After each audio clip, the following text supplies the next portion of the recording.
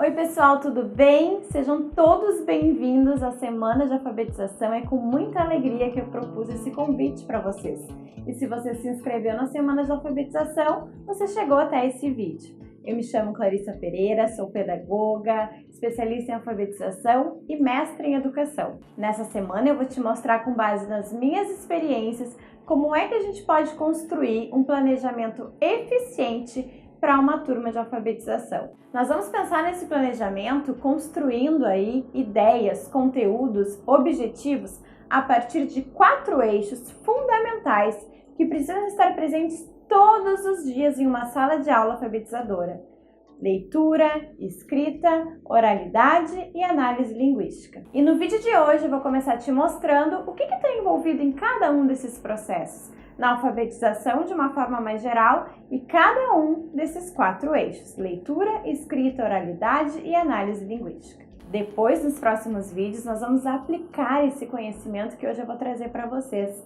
Então eu vou mostrar num planejamento como é que a gente pode integrar esses 4 eixos através de algumas atividades na prática.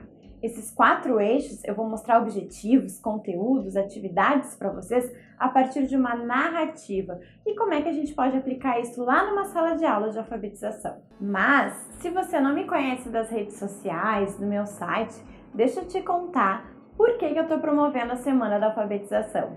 Então, deixa eu te contar a minha história.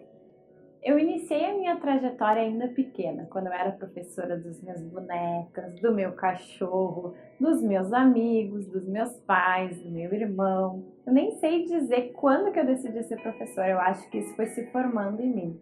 Então, quando eu ainda estava lá no ensino fundamental, eu decidi, vou fazer magistério. Mas um problema, o magistério estava acabando na época que eu queria fazer. Então veio a minha primeira decisão, eu tive que trocar de colégio, procurar uma única escola que ainda dava o curso e consegui. Eu fui da última turma de magistério, persisti todo esse ideal, esse sonho que eu tinha de ser professora, de me tornar professora. Ainda no magistério eu já comecei a trabalhar, fiz estágios na educação infantil, como monitora, auxiliar de professora e descobri que aquilo ali era o que eu realmente queria. O que eu decidi fazer? Vestibular. Aí eu tentei o vestibular para a Universidade Federal do Rio Grande do Sul e bingo, consegui passar de primeira no vestibular. E aí eu decidi, bom, é realmente isso que eu quero. Não tinha mais dúvidas. Bom, a pedagogia foi me mostrando, foi confirmando a minha certeza de que eu queria ser professora.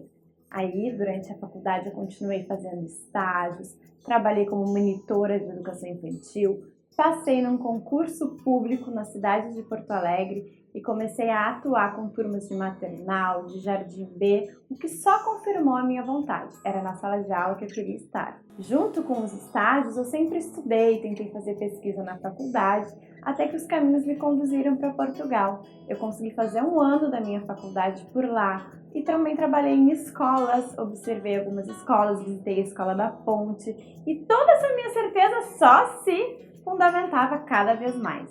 Nessa oportunidade de viajar, eu tive experiências, conheci diferentes escolas lá pela Europa, conheci outras pedagogas, trocamos ideias e isso foi mostrando o quanto eu queria trazer para o Brasil a minha experiência, a minha prática como pesquisadora e como pedagoga. Foi lá na prática que vieram as minhas inquietações de pesquisa e assim sempre foi comigo. Quando eu comecei a me aproximar mais, depois de formada, entrei para a sala de aula, comecei a dar aula para o período de alfabetização, eu também tive muitas dúvidas, então procurei a especialização em alfabetização e letramento para de alguma forma me ajudar. Bom, e depois de muito trabalhar tanto em escola pública como concursada da prefeitura, mas também em escola privada, vieram as dúvidas que eu tenho certeza que vocês vão se identificar. Qual o melhor método para a realidade que eu estava vivendo? Como lidar com as diferentes hipóteses de alfabetização dentro de uma mesma sala de aula e não só com as hipóteses, mas os diferentes ritmos dos alunos que nos chegam? Como escolher os melhores materiais? O que eu devo ensinar primeiro? O que eu devo ensinar depois? Ou que dúvida? O que é mais importante em um momento ou em outro? Outras dúvidas é se eu tenho um aluno com bastante autonomia na leitura ao mesmo tempo que eu tenho um que nem reconhece as letras. super comum e uma situação que não passa. Dificuldade de planejar, de pensar qual é o melhor objetivo, qual é o melhor conteúdo para uma situação, além de ser tudo ao mesmo tempo. Então a gente tem que planejar, a gente tem que aplicar, a gente tem que estudar. Sim, professora, não para de estudar para ver qual é a melhor metodologia, qual é o melhor procedimento para responder a essas perguntas. Outras questões mais específicas de linguagem, como desenvolver a consciência fonológica, um conceito que eu quase não aprendi no magistério, começou a se falar um pouco mais na minha graduação, mas eu tive que ir atrás disso, porque assim é a nossa experiência, a gente tem que se atualizar cada vez mais. É impossível a gente ser professor e depender só do que a gente aprende no magistério ou da universidade. A nossa experiência, a nossa prática, aliado aos nossos estudos, a leitura de livros, a novos cursos, a cursos de aprimoramento, é que vão fazendo aí a nossa professoralidade. Diante de tantas dificuldades, o que eu fiz? Primeiro, eu acho que é o mais importante, conversar com as minhas colegas, partilhar, planejar junto, aprender com aquelas pessoas que são mais experientes. Além disso, buscar informação, conteúdo, buscar leituras e buscar um novo curso. Sim, eu não parei de estudar.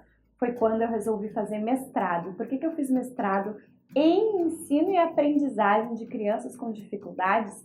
Porque foi isso que eu vi na prática. Nada é tão idealizado, nada é tão perfeito. A gente começa a se deparar com algumas dificuldades e a gente quer que a nossa criança aprenda. A gente se preocupa de como cada um pode aprender. E se um não está aprendendo, a gente perde o sono, a gente vai atrás de recursos, a gente vai atrás de material e vai atrás de estudo, como eu estou falando isso para vocês. Eu acredito que o meu ponto de virada foi quando eu comecei a pensar muito mais de como a criança aprende do que somente qual era a melhor forma de eu ensinar. Aliás, essa foi a minha grande dificuldade. Eu acho que vocês têm certeza disso junto comigo. A gente aprende muito quando a gente está estudando o que a gente não deve fazer.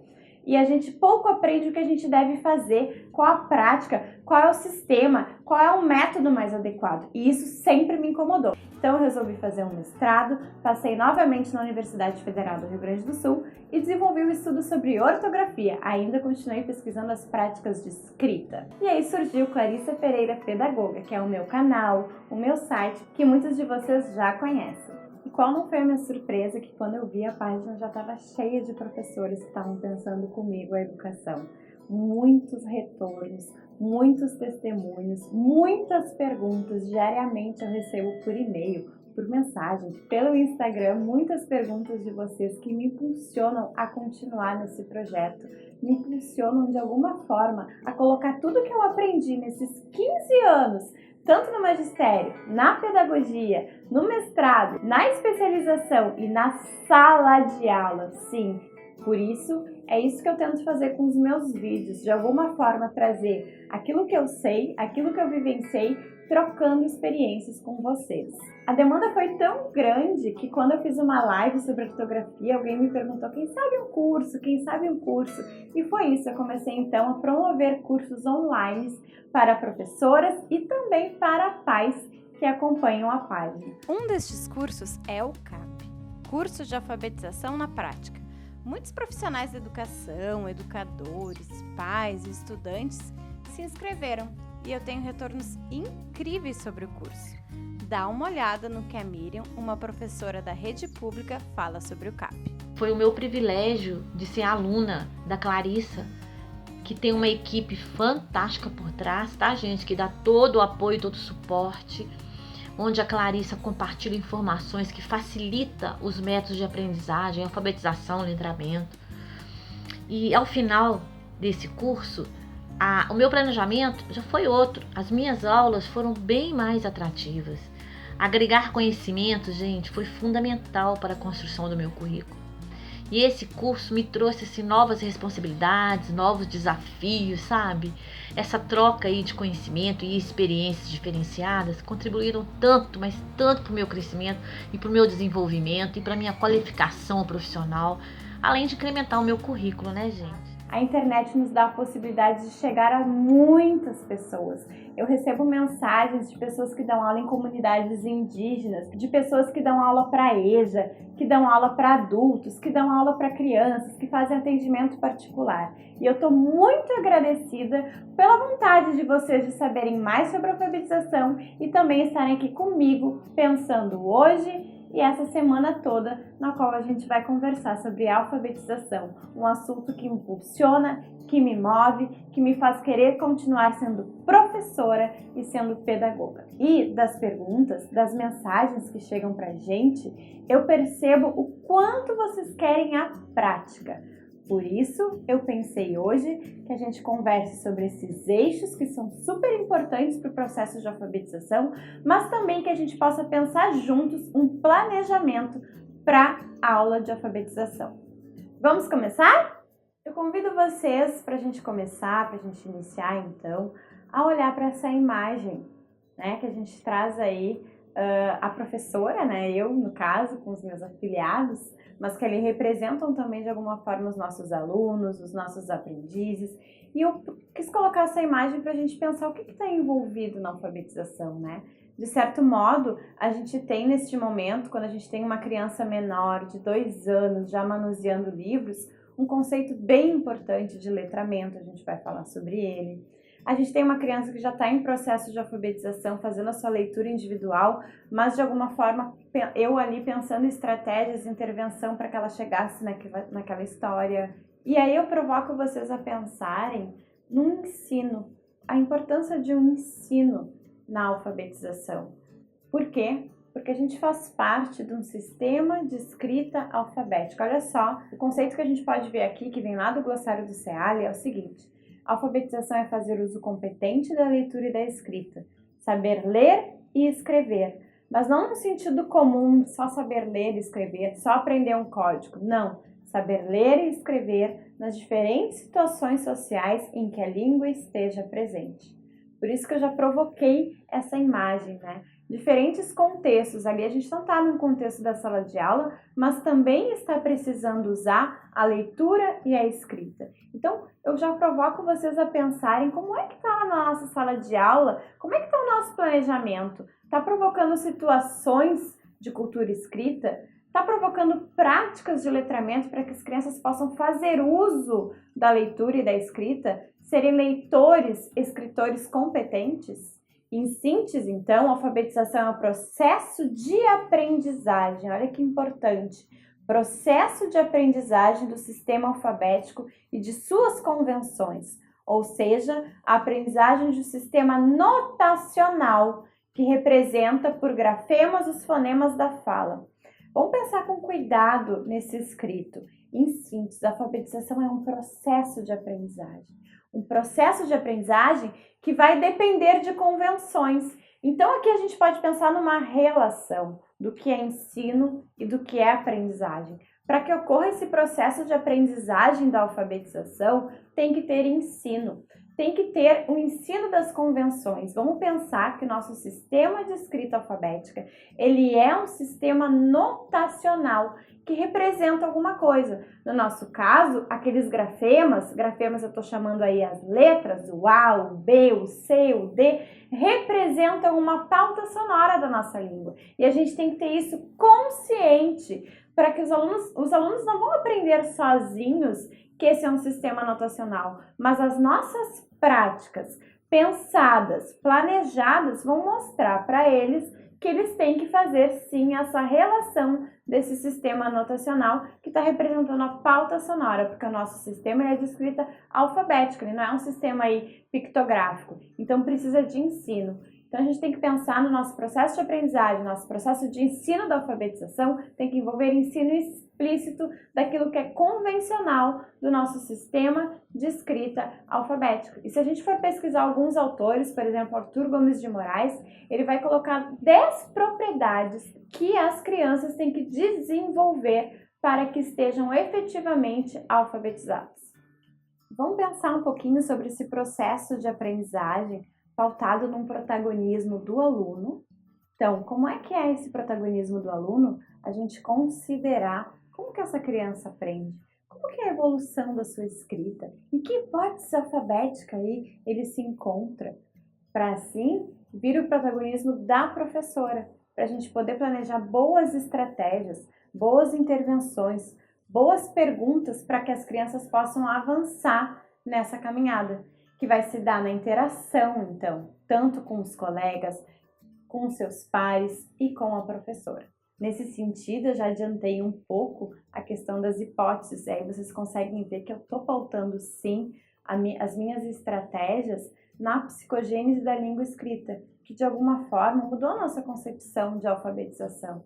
A gente consegue pensar muito mais em como a criança aprende, as hipóteses que ela faz sobre a sua escrita, sobre a sua leitura, do que somente no como se ensina. Então, a gente pauta o nosso ensino a partir dessa aprendizagem. Olha que importante. Então, a gente não pode esperar só que ela se... então a criança agora ela constrói essas hipóteses, sozinha ela vai conseguir alcançar resultado.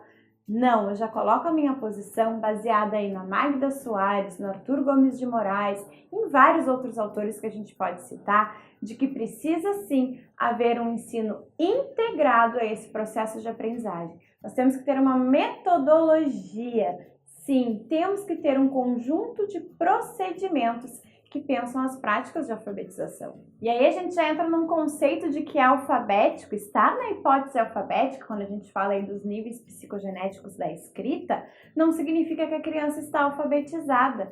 Por quê? Porque quando ela conclui aí o seu processo, e aí o seu processo de evolução da escrita, que ela começa a escrever de forma alfabética, ela ainda tem coisas para construir que fazem parte desse processo de alfabetização. Então, olha só, no primeiro ano ela vai dominar tudo que faz parte das propriedades, dos princípios básicos do sistema alfabético, que é compreender o fundamento e o funcionamento do nosso sistema de escrita alfabética. Aprender algumas convenções entre letra e som. No segundo ano, ela vai consolidar algumas convenções de grafema e fonema para poder manejar com segurança as correspondências grafofônicas, para desenvolver assim maior fluência de leitura e maior fluência de escrita. Então, em resumo, em síntese, o que é estar alfabetizado? E aí a gente está pegando a referência do Arthur Gomes de Moraes. Ele vai nos dizer que é ler com fluência e compreender pequenos textos e produzir com autonomia os gêneros escritos que puderam aprender na escola.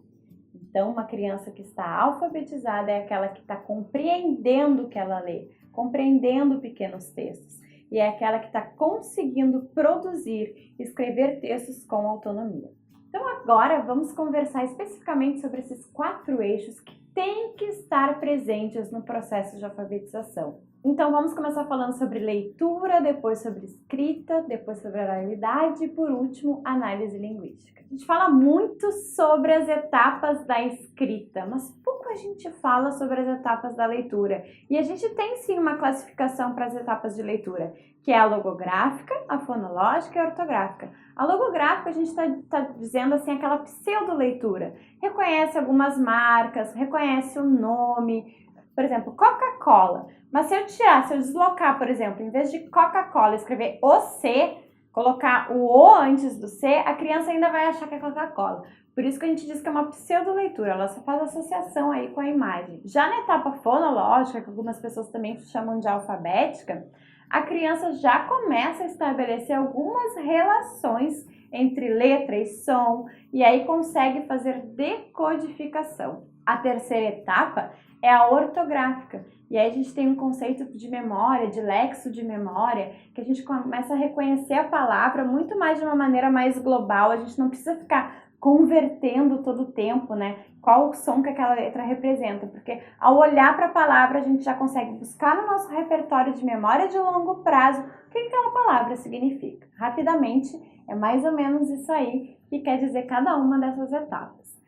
Também, eu falei aqui das etapas, mas a gente tem que saber na nossa sala de aula, pessoal, a criança que ainda só lê letra, a criança que ainda só lê palavras, a criança que já consegue ler alguns textos, para também, em alguns momentos, planejar aí diferentes atividades para esses grupos. Não pensar só pelos níveis psicogenéticos de escrita, mas também pensar aquela criança que ainda não está lendo nada, aquela criança que já consegue reconhecer um repertório, por exemplo, visual das letras que são aliadas ou das sílabas que são parecidas com o seu nome. A gente pode agrupar elas em grupos e fazer algumas intervenções específicas também de leitura. Planejem intervenções específicas de leitura. Não esquecendo que leitura envolve reconhecimento de palavras e compreensão. Não existe leitura sem compreensão e não existe leitura sem reconhecimento de palavras. Esses dois processos têm que estar integrados aí no nosso ensino da leitura. A gente tem que aprender a ler, tem que aprender a compreender o que a gente lê. Então, o que é técnica de leitura, juntar realmente o B com A, o L com A e formar bala, eu tenho que saber o significado de bala. Aí está a minha compreensão. Não adianta só eu ler bala e não saber que bala representa alguma coisa. Mas eu já vou dar uma dica. Como é que a gente pode trabalhar reconhecimento de palavras e compreensão fazendo uma atividade de agrupamento semântico, por exemplo? A gente pode pedir para as crianças classificarem palavras que tenham o mesmo gênero, o mesmo contexto. Então, banana, maçã, pera, uva, lápis. Epa! Pedir para elas classificarem, ficou um lápis ali junto. Elas estão trabalhando reconhecimento das palavras e compreensão. Significante e significado. Vamos começar pensando e relacionando aí as práticas de escrita com a construção da escrita pela criança. E quando a gente está pensando a alfabetização, é muito importante a gente destacar as contribuições da pesquisa da Emília Ferreiro e da Ana Teberoski, toda a repercussão que ela teve no Brasil. Por quê? Justamente porque elas nos mostraram como as crianças estabelecem relações, como elas pensam, como elas mostram, evidenciam a sua evolução escrita. Destacando aqui que em nenhum momento o livro da Psicogênica ser um método de alfabetização. Não, elas mostraram através de uma pesquisa, elas relataram o que as crianças evidenciavam nas suas práticas de escrita. E aí o que a gente conseguiu ver, vamos relembrar rapidinho, elas separaram em alguns níveis essa pesquisa. Nível 1 e 2, que ficou conhecido como hipótese pré-silábica. No nível 3, que a gente conhece como hipótese silábica. O nível 4, que muitos autores, inclusive elas, falam muito mais numa posição, às vezes não fica muito claro se ele é realmente um nível, mas sim um período de transição entre a hipótese silábica e a hipótese alfabética, então o nível 4, silábico alfabético, e o nível 5 a gente tem uma hipótese alfabética de escrita. Então essa pesquisa tem uma importante contribuição para o nosso trabalho. Porque sabendo, constatando, avaliando, fazendo o diagnóstico de onde os nossos alunos estão, a gente consegue pensar num planejamento diferenciado, pensar boas perguntas, pensar boas estratégias para que eles possam avançar nas suas hipóteses. Além disso, contextualizar essa escrita. Aí a gente vem com o importante conceito de práticas de escrita. Pensar diferentes maneiras onde as crianças possam escrever com funcionalidade, que tenha uma função. Que tipo de texto a gente vai propor? A gente vai só propor para elas escreverem o nome da turma? Ou vai estar dentro de um contexto esses nomes da turma? A gente pode fazer um alfabeto com os objetos preferidos das crianças, se a gente está aí iniciando as aulas ou voltando de um recesso escolar. A gente tem que estar dentro de um contexto. Então eu vou elencar para vocês que as nossas práticas de escrita precisam de 3 coisas fundamentais. Primeiro, intencionalidade. Para que eu estou escrevendo? Qual é a função dessa minha escrita? Segundo, interlocutor. Para quem eu estou escrevendo? As minhas produções de texto. Quem vai ler a minha produção de texto? Eu vou escrever para quem? Alguém vai receber o meu convite? Alguém tem que receber a minha carta? Eu tenho que saber que a professora vai ler a minha história para depois eu contar para os colegas. E o terceiro, qual é a minha adequação aí? Qual é a funcionalidade do que eu estou escrevendo? Eu tenho que adequar dentro do gênero, por isso eu tenho que fazer estudos dos gêneros textuais, explorar, esgotar o reconhecimento daquele gênero para que assim eu possa escrever. Saber que se eu for escrever em um momento de convite é de uma forma, escrever no meu caderno é de outra forma, escrever num livro é de outra forma. Tudo isso faz parte das práticas de escrita e tem que ser contemplado no nosso planejamento. Ter tempo de escrever e saber o que as nossas crianças podem escrever, né? Elas podem escrever a partir de uma imagem delas mesmas, por exemplo. Quantas coisas podem ser suscitadas de uma imagem, né? Delas mesmas fazendo alguma coisa, ou numa apresentação, ou numa aula de educação física. Depois eles vão ter que relatar isso para os colegas. E aqui nos slides eu já trago uma pista para vocês, porque depois a gente vai falar sobre análise linguística. E essa atividade já relaciona leitura, escrita, análise linguística e oralidade, porque os alunos tiveram que apresentar essas rimas que eles inventaram. Então, olha só, eles estão criando rimas. Sapo, sapeca, pegou a cueca.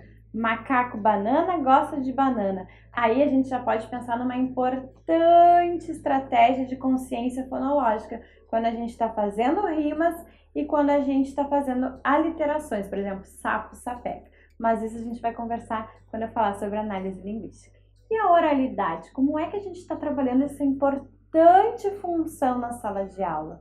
Pensando, gente, que a oralidade não é simplesmente quando eu faço perguntas depois de uma história, ou quando eu converso com os meus alunos sobre como foi o final de semana. Não. A gente tem que pensar em estratégias que façam realmente eles se posicionarem, planejarem o que eles têm que falar, para eles irem trabalhando sequência de ideias, compreensão e expressão oral. Então, quais os principais objetivos aí que Piccoli e Camini colocaram no seu livro Práticas Pedagógicas em Alfabetização?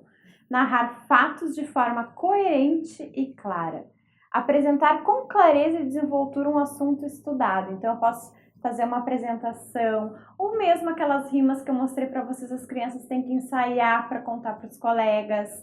Desenvolver estratégias para argumentar posições e pontos de vista. A gente tem que provocar o debate sobre determinado assunto. A gente pode até fazer uma gincana em que um está defendendo uma posição, o outro está defendendo o outro. E aí, que argumentos eles vão ter que usar para isso?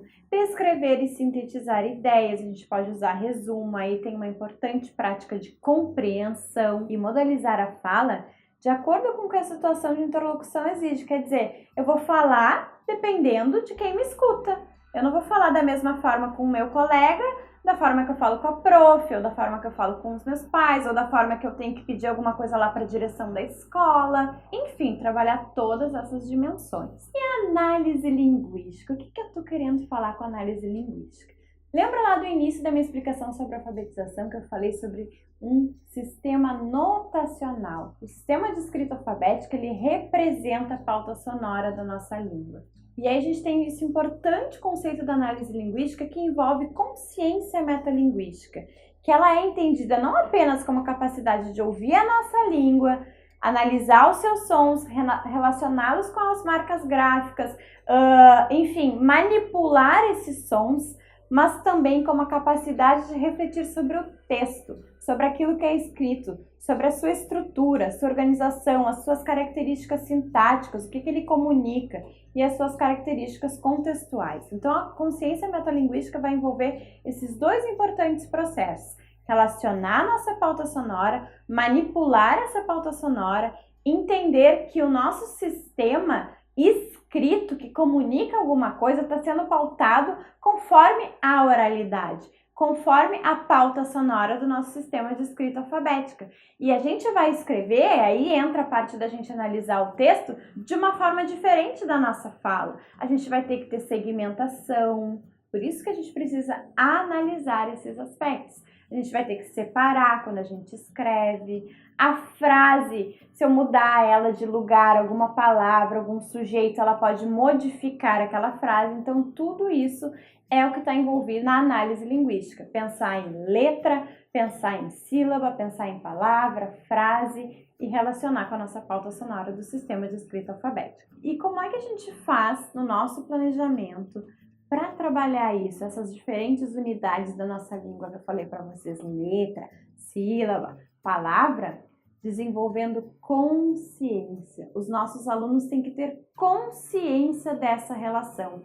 E a gente vai fazer isso trabalhando a consciência fonológica. A Magda Soares vai nos dizer que a consciência fonológica existe outras consciências dentro da capacidade metalinguística. Por exemplo, a consciência semântica, que é entender o significado das frases, o significado das palavras.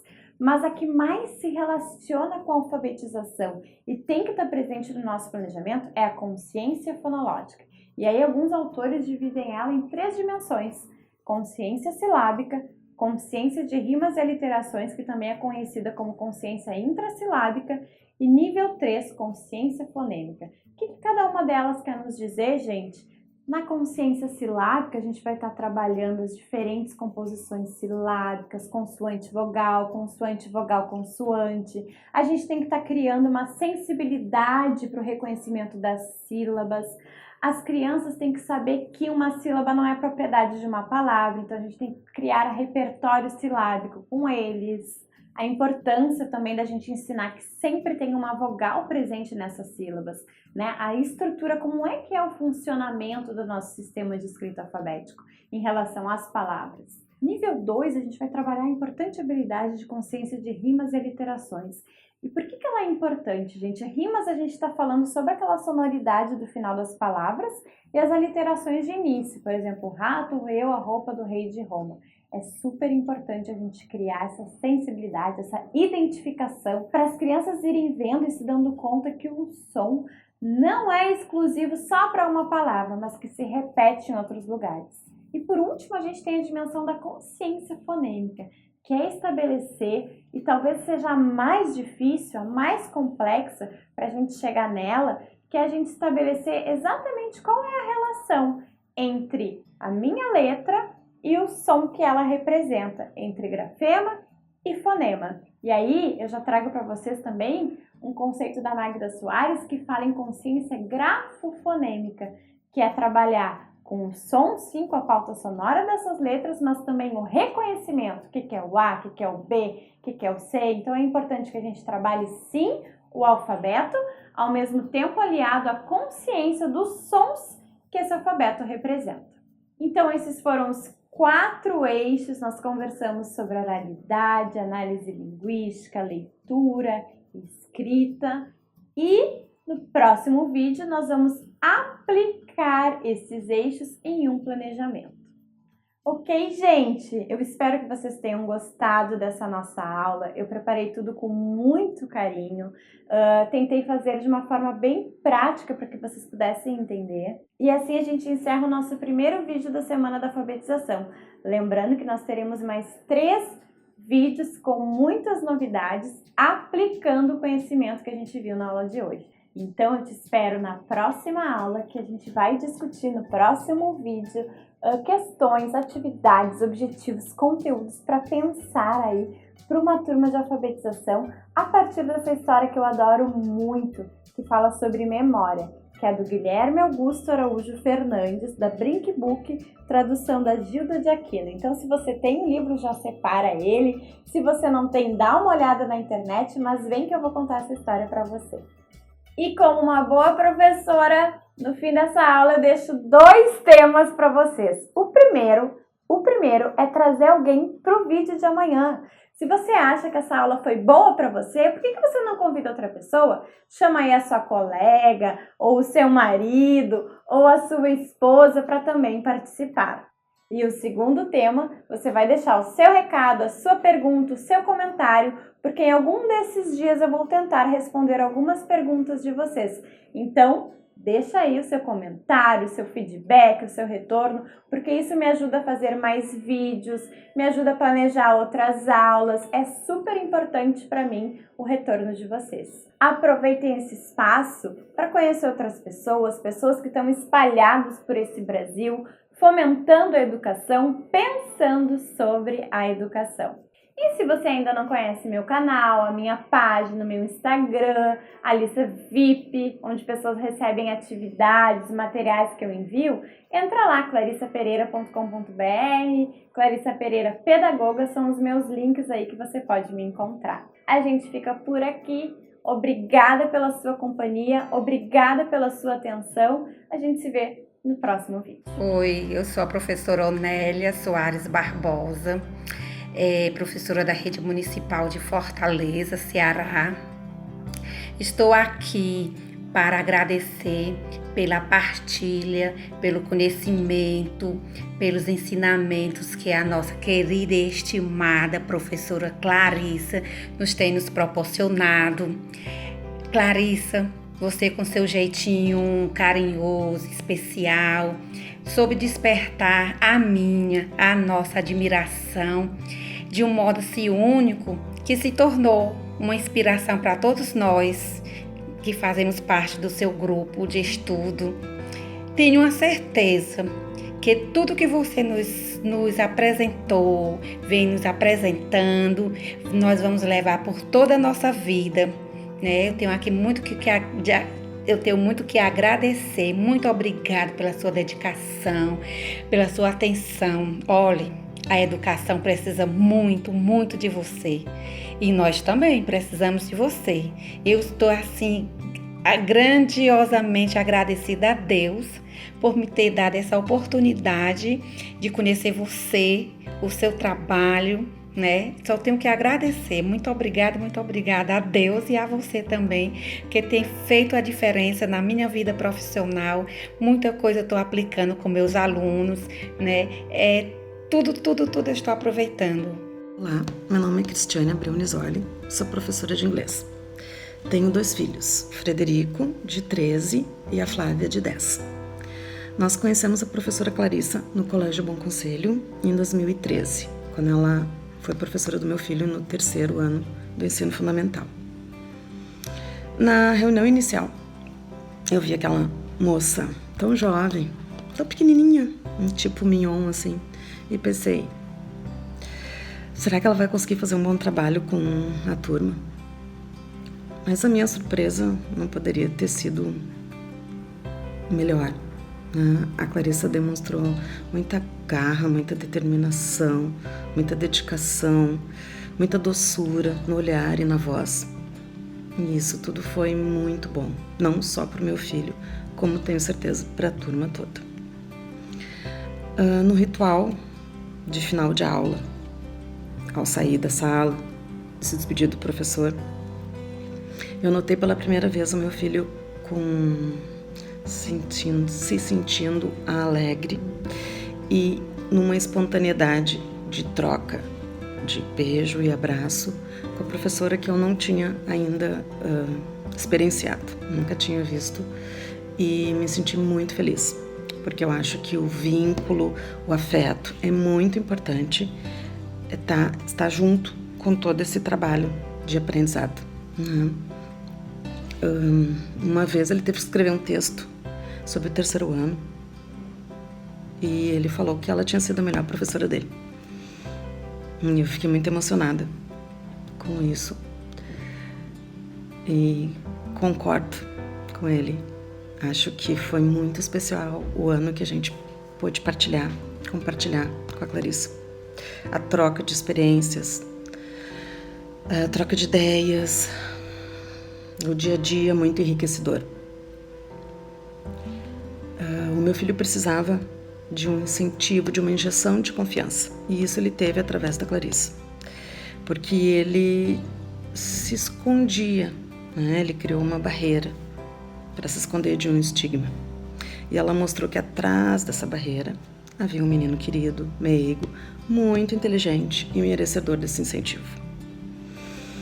Obrigada, Clarissa, pelo ano especial que a gente teve ao teu lado. Eu tenho um lugar muito importante nas nossas lembranças, no nosso coração. E eu gostaria de dizer que eu acho que o mais importante na nossa profissão, além de, claro, amar muito o que se faz e tentar de todas as formas passar esse conhecimento, mas a semente da confiança, de acreditar no potencial de cada aluno. Isso tu conseguiu plantar no coração do meu filho. E isso é fundamental na nossa profissão. Obrigada. Beijo.